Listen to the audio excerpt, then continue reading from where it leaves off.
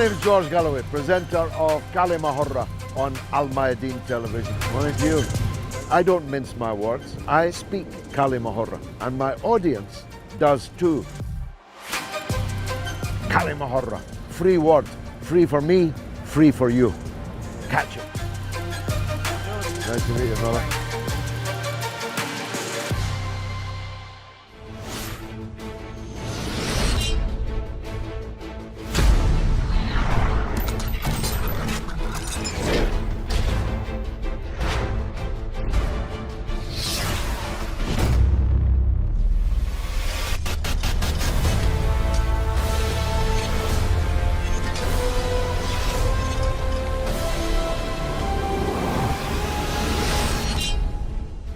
Welcome to Kalima Horra with me, George Galloway, on Al Mayadeen television, coming to you from London, but discussing Iraq. I became so close to Iraq that when I heard someone use the word, I turned as if they had called my name. Iraq entered my bloodstream and it will never leave it. For many years after the invasion and occupation of the country, I literally dreamt of the country and my many times there, which was odd really, because in 1990 it was practically the only Arab country I had never visited, and if I had, I would have been arrested as a known and vocal opponent of the political regime there, when we used to demonstrate against the regime of Saddam Hussein in Tottenham Court Road in London. Outside the Iraqi Cultural Centre, the police used to arrest us. They called us communist troublemakers because we were demanding what they later claimed they invaded in order to impose, namely democracy and independence for the people of Iraq. The reality is I have lost touch with Iraqi politics. I don't know who's who or what's what. So the distinguished panel of experts I have with me this evening will be teaching me as well as you. But this much I know.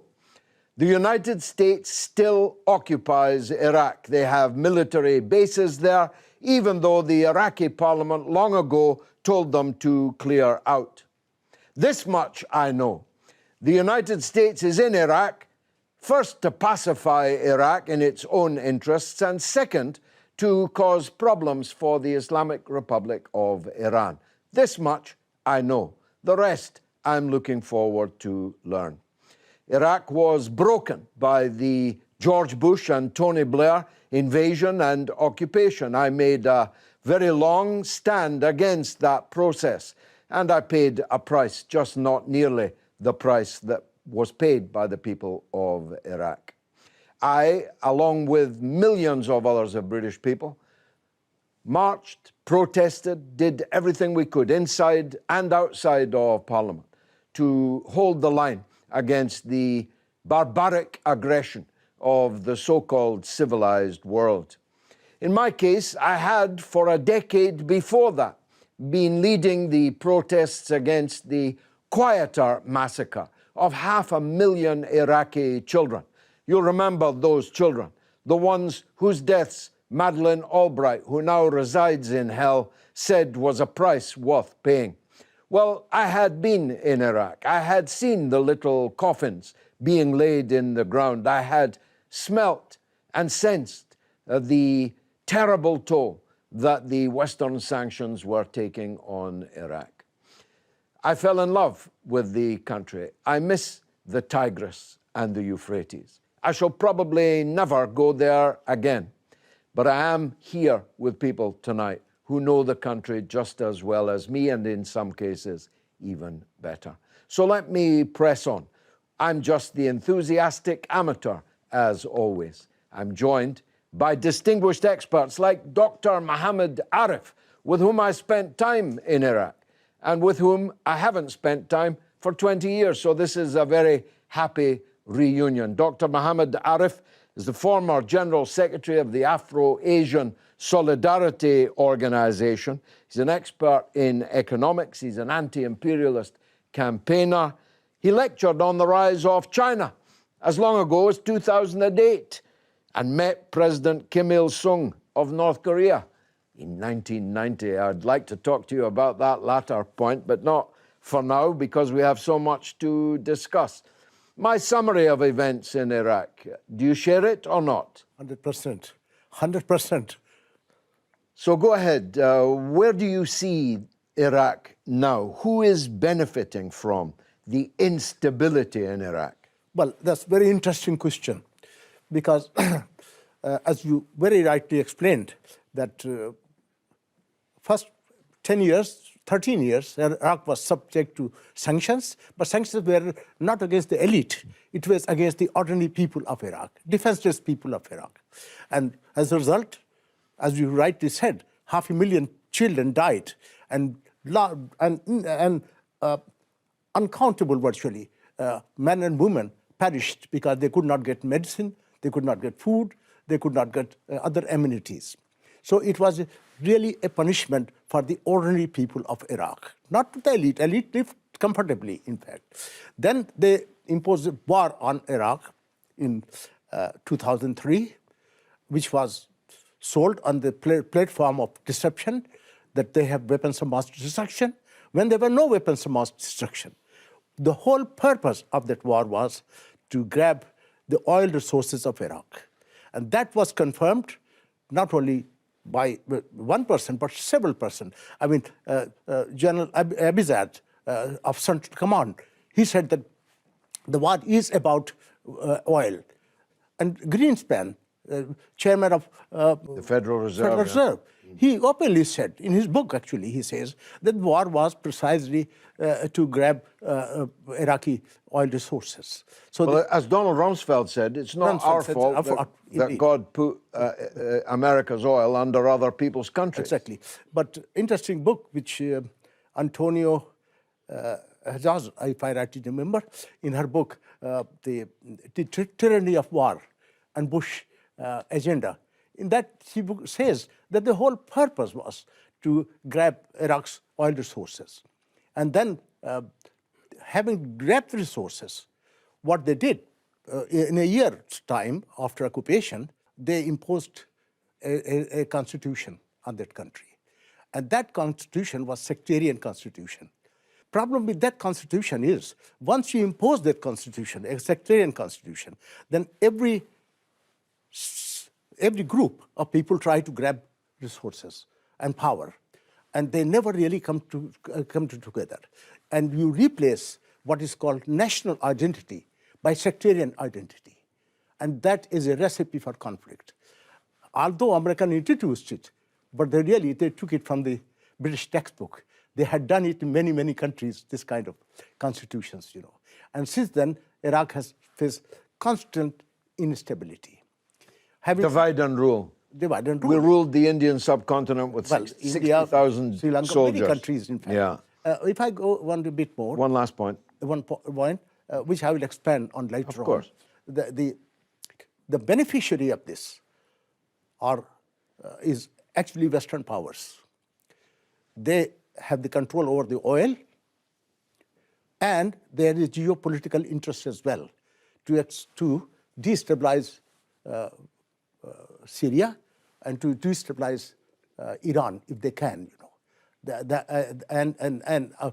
because it links to Lebanon as well, the whole area, you see. So there are geopolitical objectives as well as economics. For sure. Now, Syed Mohsen Abbas, as a well-known guest of ours on Kalimahara, is a journalist, political analyst, and activist. He's currently working as an independent documentary television producer and a political commentator. Syed Mohsen, how does Iraq today look to you? Who do you think benefits from the current instability?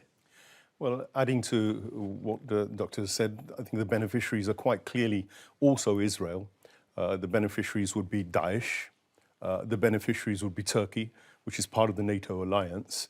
So there are several beneficiaries of instability in Iraq, which we could analyze in more detail. How Israel? Well, Israel has a well-known Odin-Yinon plan, and Iraq is very much part of that, the destabilization, the domination. And a physical presence in the Kurdish area. Absolutely. And I think they've made the Kurdish area actually where their main base is. And it's one of the cards they're also using in Iraq to create ethnic division. So it's not just a religious Sunni-Shia division. They've also, right from the beginning, had an agenda to try and create differences between Arab and between Kurd and the various other, tribes, etc. So to be fair, the American invasion of Iraq, time and time again, has been primarily to dominate geostrategically that region. I mean, they've got about, I think, $4 billion of exports, largely oil, that are coming to America.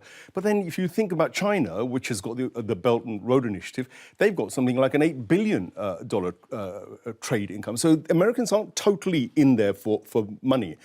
That geostrategic necessity imposed partly by Israel's interest and partly by their own, because they're hell-bent on making the Islamic Republic of Iran a target for regime change and for color revolutions, and they need Iraq as a base to do that.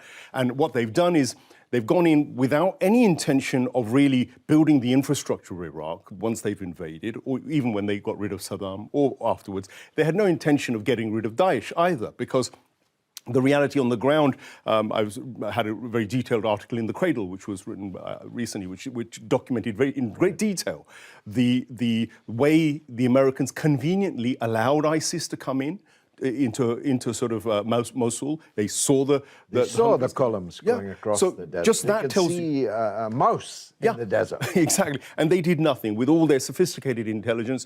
Then you could catalogue all sorts of other incidents where they picked and chose when they wanted to hit Iraq. When they wanted to destroy ISIS, once they'd failed in their mission in Iraq, they basically torched Raqqa. You saw how the whole kind of place was devastated. Why not earlier? So Hillary Clinton is on record, Donald Trump is on record, virtually admitting American support for Daesh. So this was another thing which is still looming, a looming problem for the Iraqis. Had it not been for Qasem Soleimani and the Iranian support and the Ayatollah Sistani's fatwa to launch the popular mobilization units, you would have seen today Iraq with the black flags of ISIS absolutely dominated by essentially what is a proxy of America. So that gives you an idea. Turkey can't be left out of the equation because they're playing the game with Kurdistan in the north as well. And this is why Iraq partly just cannot find instability, apart from the corruption and the finances which the American pump into certain sectors of Iraqi communities to make sure that there's no real democracy and governance becomes impossible and corruption is rife. Dr. Ali Husseini knows best of all because he is an Iraqi. He is an academic and political analyst. He opposed the dictatorship of Saddam Hussein since the early 1970s. He was probably outside the cultural centre in Tottenham Court Road with me. He was condemned to death in absentia by Iraq. But he now, of course, has an interest, as we all do, in stability in Iraq. Dr. Ali, welcome to the show. What do you think of what you've heard so far? Sure. Thank you very much for the invitation, George. And also, I have to pay tribute to your long-standing support to the Iraqi suffering. And I remember when you used to join us at the Tottenham Court Road and also Trafalgar Square when we lifted the banner for putting Saddam Hussein on trial for his genocide crime. Funny how it all goes around, isn't it? That's right, yeah. And when the Iraqi nation was waking up to the fact that they were being misused over the 30 years of dictatorship and bloodshed, in addition to the sanctions my brother Dr.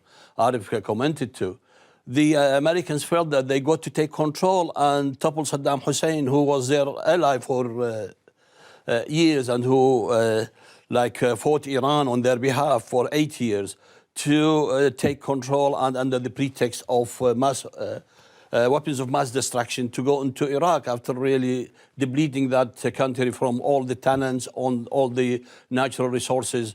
And as my friends here said, They just really came in with the slogan of democracy, which is really divisive democracy and disabling democracy rather than real constitutional regime change and allowing the talents of the Iraqi people to work out and replace the remnants of the dictatorship by constitutional law-abiding government. And they have selectively chosen those who are corruptible and nothing to do with the national interests of Iraq as a nation of 7,000 years, as a cradle of civilizations with all the talents in starting jurisprudence, scientific development, and in trying to create a stable Iraq.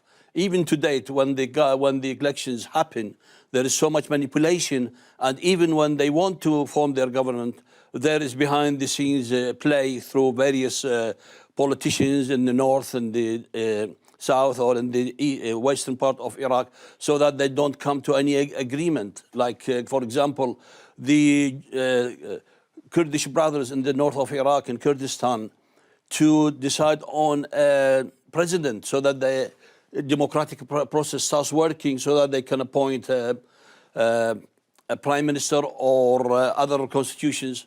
They have been stopped from doing that under pretext that conflict between the two main parties, while even the Kurdish people on the streets of north of Iraq or Kurdistan are suffering from all the deprivation you can think of. The same thing applied to the middle and the south of Iraq. And also for the western part of Iraq, they implanted some self-interested corrupt politicians who are just really interested in money grabbing and allowing the Americans to play whatever they want in the fields of the country, looking away from the oil revenues, the trace elements avenues, the water avenues of the country to be utilized for this benefit of the Iraqi nation. We've talked a lot about America. We should hear from an American. Dr. Kevin Barrett is in Wisconsin, USA. He's an author, a journalist, a radio host, a PhD in Islamic studies, in studies in Arabic, and is a well-known Fox News debater. Dr. Barrett, who benefits from the instability in Iraq? Iraq was one of the most developed Arab nations and one of the most implacably hostile to Israel and insistent on its own independence and sovereignty. Iraq was using its oil revenues for its own people, for building infrastructure, and it was contributing to the Palestinian resistance. And for that reason, Saddam Hussein, who had originally been handpicked by the CIA, in fact, his first job was as an assassin for the CIA, he ended up becoming a little too independent. And as so often happens with the US empire, as Kissinger said, it's dangerous to be an enemy of the United States, but to be a friend is often fatal. So the destruction of Iraq has perhaps benefited the US empire to a certain degree, although all of the instability and the rise of the axis of resistance has countered that. But I think the biggest beneficiary of the destruction of Iraq and the other nations in the region is the state of Israel. Do you think that the US or the West in general actually have any interest in seeing a stable Iraq? The U.S. is not interested in peace, especially these days. In the past, the U.S. sometimes would try to create a stable regime by overthrowing a legitimate government that wouldn't cooperate and then installing a brutal dictator who would impose stability so that the U.S. could extract the resources of the country. But now we have the destabilization doctrine, where the U.S. empire maintains itself by systematically destroying countries. And what that does is it prevents those countries from becoming prosperous and strong and sovereign and independent and able to pursue their own policies.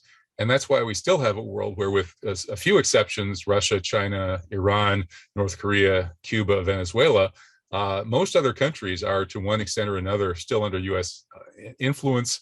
And the U.S. has military bases in well over 100 countries. There are 800 U.S. military bases around the world, and the U.S. empire is still there in part because it's been able to prevent other nations from becoming strong enough to shake off those shackles and pursue their own course. Do you think that the recent clashes in Iraq, probably masked by US hand behind the scenes? I think the US is still systematically destabilizing Iraq. The US used ISIS or Daesh as an instrument of destabilization of both Iraq and Syria. And of course, they're using it in Afghanistan today, where it's entirely synthetic. Daesh in Afghanistan is just a US cat's paw. But that was largely true in Iraq and Syria as well. And so now in Iraq, we're actually seeing a different kind of destabilization where the forces around Muqtada Sadr are being, I think, perhaps instrumentalized by the same kinds of people who used Daesh in the past. Now, of course, there's no real comparison between those groups. Muqtada Sadr, in many ways, is an Iraqi hero, but the U.S. does not want Iraq to succeed. The US has got its hands full, you know, in Ukraine, in Taiwan, and of course 3 decades in Afghanistan, which led to their rout in the middle of the night, stealing away like thieves in the night. How many places, because I could mention many more, how many places is the United States going to meddle? I think the U.S. is a dying empire that is lashing out dangerously in its death throes. The U.S. empire went from taking over the world in World War II, and we should note that World War II was not just a U.S. war against Germany that then became a U.S. war on Russia in the aftermath of the defeat of Germany, but it was also a U.S. war against the UK. The U.S. defeated the United Kingdom. That was actually the single biggest conflict, the most important conflict of World War II, pitted the United States against the United Kingdom for running the world's biggest empire. And the U.S. won that conflict without firing a shot at the U.K. Roosevelt very cleverly planned to steal all of Britain's gold supplies and did so with aplomb. And that's why after World War II, that empire transferred seamlessly from the UK to the US. We should never forget that, especially you over in the UK. So with that kind of historical perspective, we should keep in mind that the US empire it went from being dominant but still challenged by the communist world through the Cold War to being a self-styled unipolar hegemon thereafter. Now that era of unipolar hegemony is ending as the West loses its huge edge in resources and technological power and economics. The West still controlled something like 60% of global GDP not very long ago, well into my lifetime. And now it's down towards, 40%, 30%. It's going down all the time. And the US share is declining even more precipitously. After World War II, the US had some ridiculous chunk of the global GDP. I forget if it was half or something like that. And it's heading down sort of towards something like, 15%, I think. By 2050, the West will be fully eclipsed. And so this notion that you can maintain a Western empire overseen from Washington, it may have worked up until about now, but now we're kind of going off the cliff. And so the US is doing what dominant nations have done in the past. When their empire is threatened, they tend to wage preemptive wars to try to sustain it. The number one power typically wages a preemptive war against the number two power, and it tries to enlist the help of the number 3 or 4 power in doing so. The US right now is stupidly not only trying to stop the rise of the number 2 power, China, but also antagonizing, and that's an understatement, the number 3 power, at least military speaking, number 3 military power, Russia, the only nation on earth that really can challenge the US militarily because it has a nuclear deterrent that can stand up to the US's nuclear forces. So the US is basically fighting everybody at the same time: Russia, China, Iran, and anybody else. Imran Khan, when he stands up for an independent Pakistan, Venezuela, Cuba, the US is going after everybody at once, which is really bad strategy. But I guess they're rolling the dice because they feel that they have no choice. That is, the writing's on the wall. The empire is doomed unless something really cataclysmic happens. And I fear that the neocons would rather embrace cataclysm than a post-US unipolar world. Dr. Barrett, not your average American. Much more on this subject after the break. Stay tuned.